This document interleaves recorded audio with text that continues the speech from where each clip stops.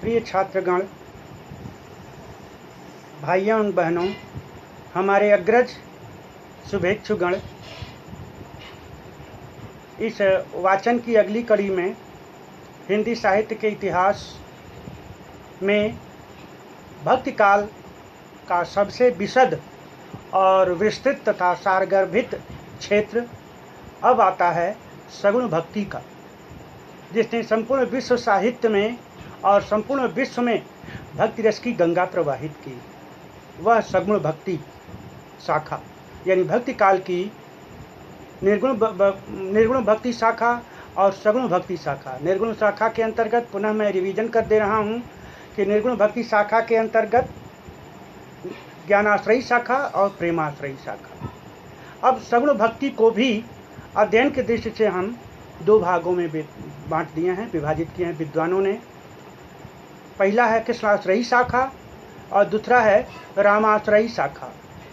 हालांकि भक्ति काल में ये दोनों ही धाराएं, उपधाराएं समकालीन चली, समकालीन संत हुए लगभग कुछ समयांतराल पर, लेकिन सगुण भक्ति में ईश्वर के अवतारवाद, भगवान विष्णु के विभिन्न अवतारवादों को आश्रय लेकर के जो भक्ति रस की गंगा प्रवाहित हुई, उसमें भारतीय जनमानस ही नहीं बल्कि संपूर्ण विश्व का मानस उस भक्ति रस की संपूर्ण पवित्र गंगा लहरी में, जल की राशि में अवगाहन करते हुए अपने आप को धन्य धन्य समझने लगा। ईश्वर के साकार रूप को वर्णन किया गया, सगुण भक्ति कहलाया। और जिस शाखा में राम भक्ति का आश्रय लेकर के कथा का गुणगान किया गया, भक्ति रस की प्रतिष्ठा की गई, उसमें उसे हम रामाश्रयी शाखा कहते हैं। और जिस शाखा में कृष्ण भक्ति की लीलाओं का, उनके गुण गाथाओं का सहारा लेकर के भक्ति रस की गंगा प्रवाहित की गई या भक्ति रस को प्रतिष्ठापित किया गया, उसे कृष्ण भक्ति शाखा या कृष्णाश्रयी शाखा के नाम से जानते हैं। अब आइए हम सबसे पहले राम भक्ति शाखा के बारे में वर्णन करते हैं। राम भक्ति शाखा के प्रवर्तक स्वामी रामानंदाचार्य जी हैं और रामानुजाचार्य जी। इन लोगों ने अपने शिष्य की परंपराओं में शिष्यों को राम भक्ति का उपदेश दे करके राम भक्ति की परंपरा, भक्ति की प्रधानता और नाम श्रवण कीर्तन और भक्ति भावना को प्रतिष्ठापित किया। इस शाखा के प्रतिनिधि कवि भक्त शिरोमणि गोस्वामी तुलसीदास जी हैं। तुलसीदास जी का नाम बच्चा बच्चा जानता है और उनकी राम भक्ति शाखा, राम की आश्रय भक्ति और हनुमान जी की भक्ति भावना संपूर्ण विश्व जानता है। इन्होंने राम भक्ति शाखा को प्रतिष्ठित किया। इनके अतिरिक्त और भी लोग हैं, हृदय राम, केशवदास और भल्लाल भट्ट आदि ऐसे कई लेखक कवि हुए जो राम भक्ति शाखा के द्वारा प्रतिष्ठित हुए और भक्ति काल की इस प्रवाहित गंगा में और भी ओजस्विनी सरिताओं को अपनी काव्य रूप में प्रवाहित किया। राम भक्ति शाखा में भक्त कवि तुलसीदास संत समाज सुधारक और भारत में हिंदू मुस्लिम एकता के प्रवर्तक और पक्षधर गोस्वामी तुलसीदास जी ने राम की कथा को मर्यादा पुरुषोत्तम राम के द्वारा और उनके अनुगामी, उनके अनुज और उनके किंकर प्रभु हनुमान जी की गुणगाथा के द्वारा राम भक्ति की सरिता प्रवाहित किया, जिसमें भारतीय जनमानस पूर्ण ओतप्रोत हुआ। साथ ही साथ यह विश्व में प्रवाहित हुई। विश्व की अनेक भाषाओं में ये महाकवि तुलसीदास जी ही ऐसे हैं जिनकी रामायण की, जिनकी रचनाओं की, जिनके हनुमान चालीसा की विश्व के अनेक भाषाओं में अनुवाद हुआ। ये अनुदित रचनाएं आज भी भक्ति रस की गंगा प्रवाहित करती रहती हैं और पाठक अथवा श्रोता के जनमानस को प्रवृत्त करती रहती हैं। मन मानस रूपी हंस में ये निरंतर अवगाहित करते रहते हैं तुलसीदास जी। इनका भी जीवन विचित्र घटनाओं से ओतप्रोत रहा, कभी फिर हम चर्चा करेंगे, लेकिन आज प्रसंगानुकूल बस इतना ही है कि ये संत शिरोमणि भक्त प्रवर तुलसीदास अपने प्रारंभिक जीवन में बड़ी ही कठिनाइयों का सामना करते रहे। अंततः तब जाकर के इन्हें दिव्य ज्ञान की प्राप्ति हुई। और सभी लोग जानते हैं कि इनके प्रथम गुरु स्वामी नरहरि दास जी थे, और द्वितीय गुरु श्री शेष सनातन जी थे, और तीसरी आध्यात्मिक गुरु स्वयं इनकी विदुषी महिला और प्राणाधिक प्राणेश्वरी रत्नावली थी, जिन्होंने इन्हें उपदेश दिया, और उसी उपदेश को ध्यान में रखकर ये वैराग्य धारण किए और भक्त की पराकाष्ठा तक पहुंचकर हम मनुष्यों के लिए पीयूष रूपी यह दिव्य सुर सरिता भगवत भक्ति राम भक्ति की यह दिव्य प्रवाहिनी ओजस्विनी को स्रोतस्विनी के रूप में प्रवाहित करते हुए जनमानस में भक्ति रस की गंगा प्रवाहित किए। इनकी प्रमुख रचनाएं रामचरितमानस, कवितावली, दोहावली, गीतावली, विनय पत्रिका, रामलाला न छू आदि तमाम रचनाएं हैं। कृष्ण गीतावली भी है। एक प्रसंग मिलता है कि सूरदास जी के सान्निध्य, सूरदास जी इनसे लगभग 7-8 वर्ष बड़े थे, और ऐसा इतिहास प्रमाण देता है कि इनकी सूरदास जी से भेंट हुई थी, और सूरदास जी के कहने पर इन्होंने कृष्ण गीतावली भी लिखा, और तुलसीदास जी के कहने पर सूरदास जी ने भी कृष्ण राम भक्ति परक कुछ रचनाएं लिखी। ठीक है, इस प्रकार राम भक्ति शाखा के प्रवर्तक प्रतिनिधि कवि प्रभु गोस्वामी तुलसीदास जी ने अपने प्रभु भक्ति को प्रभुमय बनाते हुए हम मनुष्यों के लिए साक्षात प्रभु हो गए।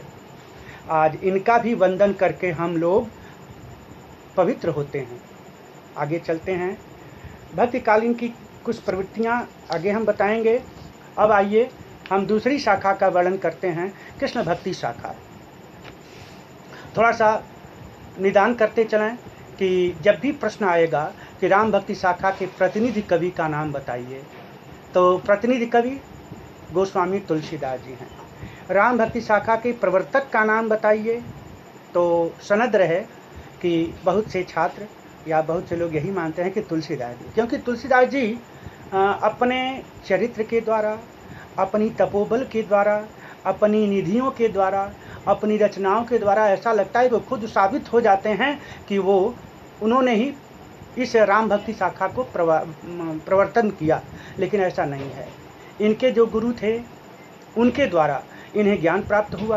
स्वामी नरहरि दास जी जो बाल्य गुरु थे, इनके बाल्याकाल के प्रथम गुरु स्वामी नरहरि दास, और शिक्षा काल के दूसरे गुरु शेष सनातन जो पंडित जी बनारस जी के लब्ध प्रतिष्ठ विद्वानों में से एक थे, और उन्होंने इन्हें ज्ञान दिया।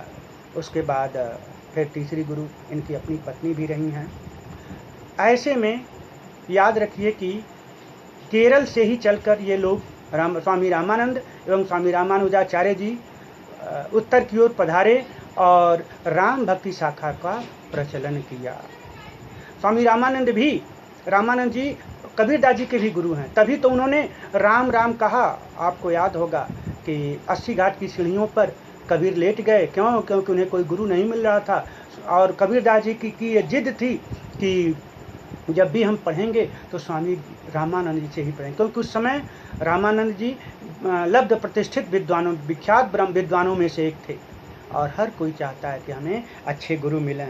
लेकिन किन्हीं कारणों से रामानंद जी तैयार नहीं हो रहे थे। ऐसे में वो 80 घाट की सीढ़ियों पर लेट गए, और जब प्रातःकाल स्नान करने गए तो स्वामी रामानंद जी का पैर खड़ाऊ सहित कबीरदास जी की छाती पर पड़ा। लड़खड़ा तो गए बेचारे, लेकिन उन्हें बड़ा पश्चाताप हुआ। तुरंत बैठ गए और कहे, अरे बेटा चोट तो नहीं लगी, उठो राम राम कहो, सब ठीक हो जाएगा। बस क्या था, कबीरदास जी कहे, बस गुरुदेव आपने तो मुझे राम नाम का गुरु मंत्र दे ही दिया, अब मुझे यही तो चाहिए थी। और राम ही उनका गुरु मंत्र बन गया। तब अपनी अनेक रचनाओं में, अनेक दोहावलियों में कबीरदास जी राम का नाम लेते हैं। ठीक है, लेकिन इनके राम अयोध्या के दशरथ नंदन राम नहीं थे, निराकार निर्गुण राम थे।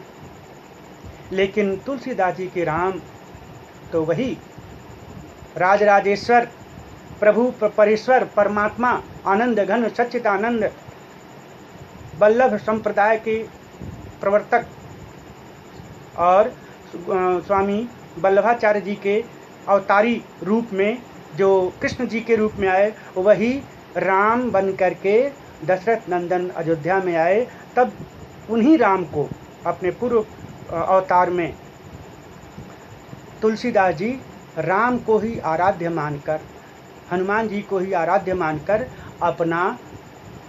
अपनी भक्ति भावना और अपना साहित्य वर्णित किया।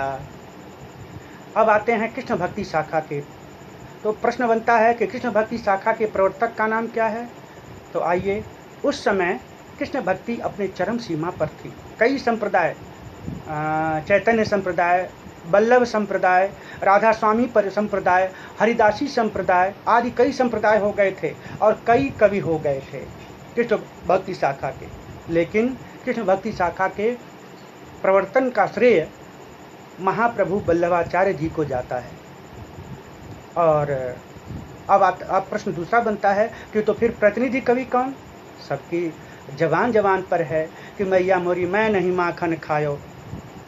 इस पद की रचना करने वाले दिव्य दृष्टि के प्रवर्तक और सुबोधक महाप्रभु स्वामी जी सूरदास जी का नाम आता है। तो याद रखिएगा छात्रों कि कृष्ण भक्ति शाखा के प्रवर्तक का नाम क्या था? स्वामी वल्लभाचार्य जी। लेकिन प्रतिनिधि कवि के रूप में प्रश्न आता है तो आप लिखेंगे सूरदास जी, महाकवि, कवि सम्राट सूरदास जी। सूरदास जी के बारे में बहुत सी किंवदंतियाँ हैं, बहुत सी धारणाएं हैं। उनकी जीवनी में कभी हम फिर चर्चा करेंगे।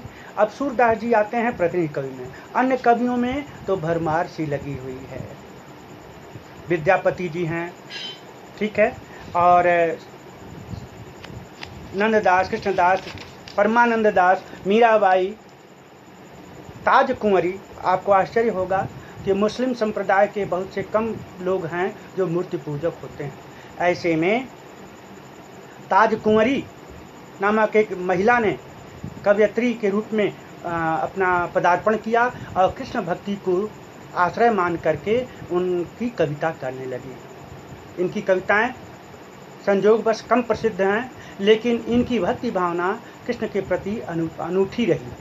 दूसरे मुस्लिम कवि हैं जिनको सभी लोग जानते हैं, जिनका नाम रसों की खान रस खान है। इनका पूरा नाम सैयद इब्राहिम खान रस खान था। ये किसी विशेष परिस्थिति में एक दिन कृष्ण भक्ति का प्रवचन सुने और कृष्ण भक्ति के प्रवर्तन काल में तमाम प्रवचन हो रहे थे। उसमें प्रवाचक के द्वारा इन्होंने सुना कि श्री कृष्ण की बाल्यावस्था की सुंदरता और लीलाएं अद्भुत है। फिर क्या था, ये चल पड़े मथुरा में श्री कृष्ण के दर्शन करने। और ऐसा मिलता है कि दरवाज़ा बंद हो गया था मथुरा का, कृष्ण के मंदिर का। रात भर वहीं रहे और रात ही में श्री कृष्ण उन्हें दर्शन भी दिए हैं। फिर तो उन्होंने कहा कि मानुष हो तो वही रस खान, बसों बज्र गोकुल गाँव के ग्वारन, जो पशु हो तो बसेरो करो नित नंद की धेनु मझारन। आदि आदि रचनाएं इन्होंने करके रस खान बन गए। मुस्लिम होते हुए भी इन्होंने अपनी दीक्षा भी श्री कृष्ण संप्रदाय में ले लिया। कहा जाता है कि महागुरु वल्लभाचार्य के पुत्र गोस्वामी विठल दास जी ने इन्हें दीक्षा भी ग्रहण कराया था। ऐसे में रसखान, सूरदास जी, मीराबाई, तमाम ऐसे कवि हैं जिन लोगों ने कृष्ण भक्ति शाखा को परवान चढ़ाया। और आज तो कृष्ण भक्ति की लहर चतुर्दिक बैठ गई है। यहाँ तक कि विदेशों में भी राधा कृष्ण संप्रदाय के कीर्तनिया समाज बन गया है, जो विदेशी लोग, तमाम झांकियाँ मिलती हैं, दृश्य मिलते हैं कि वह अक्सर लोग सड़कों पर ढोल और मजीरा लेकर के राधे कृष्ण जपते रहते हैं। विदेशी लोग भी अभिभूत हैं इनकी लीलाओं के से और इनकी आकर्षण शक्ति से और इनकी धर्मपरायणता से। ये रहा भक्ति काल का दोनों पक्ष। कौन? निर्गुण पक्ष, सगुण पक्ष। और निर्गुण के ज्ञानाश्रयी शाखा, प्रेमाश्रयी शाखा, सगुण भक्ति की उपधारा, राम भक्ति धारा और कृष्ण भक्ति धारा। यद्यपि इतिहास बड़ा ही विशद है, लेकिन संक्षिप्त रूप में आपके संक्षिप्त ज्ञान के रूप में, और इस ज्ञान के द्वारा मेरी आशा है और उम्मीद दोनों ही है कि इससे आप अपने मन में जो इतिहास के प्रति धारणा बनाएंगे, उससे लंबे लंबे प्रश्नों को भी हल कर सकते हैं। और अब आते हैं भक्ति काल की प्रमुख विशेषताएं। हर काल में, जैसे कि आप आदिकाल में पढ़े होंगे कि आदिकाल के राजा आश्रयदाताओं की प्रशंसा करते रहते थे, वीर रसपूर्ण रचनाएं करते थे, इसलिए इस काल का नाम वीर गाथा काल पड़ा। और इस आदिकाल में युद्ध इत्यादि बहुत होते रहते थे, जनता त्रस्त थी।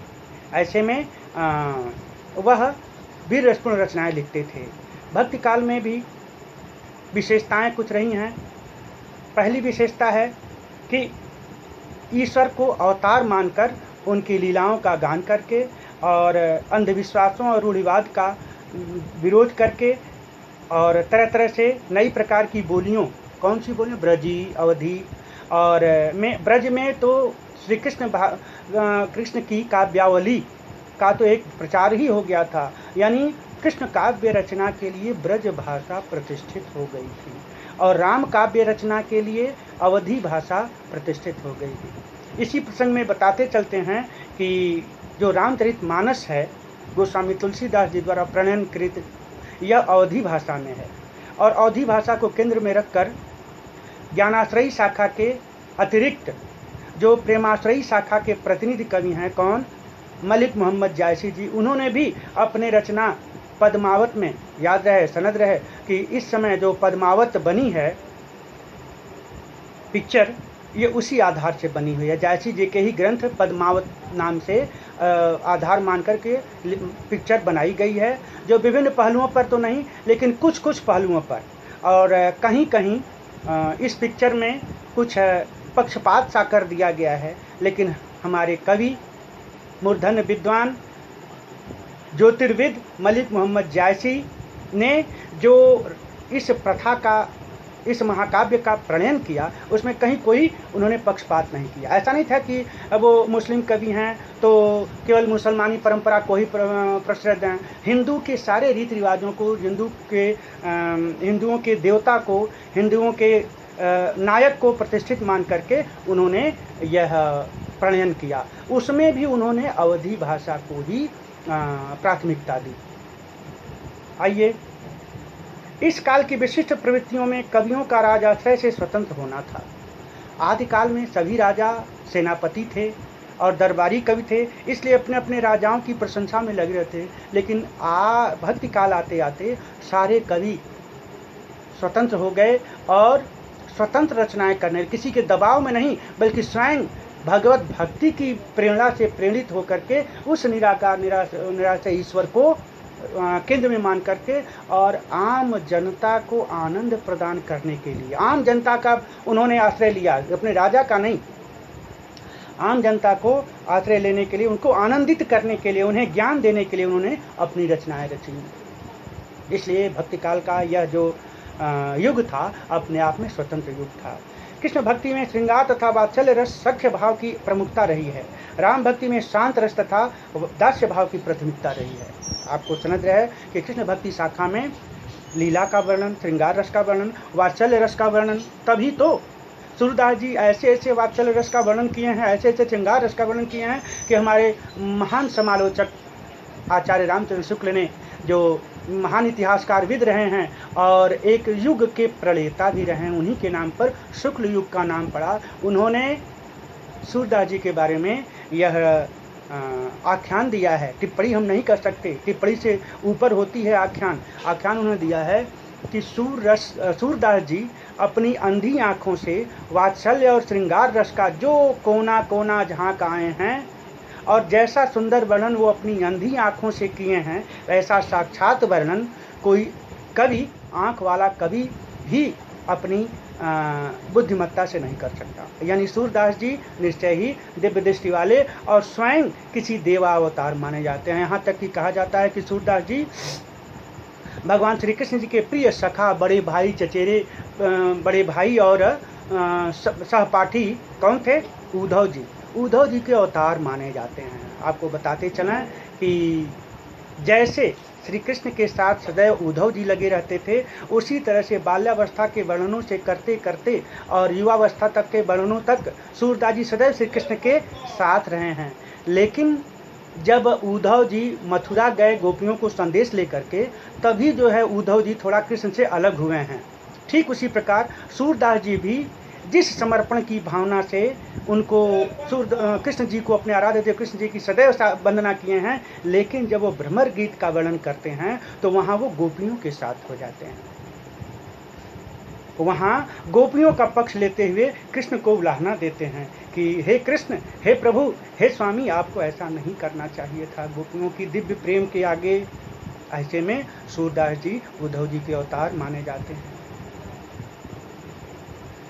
ये तमाम विशेषताएं भक्ति काल की रही हैं और समय अधिक हो रहा है, इसलिए मैं बंद करता हूँ।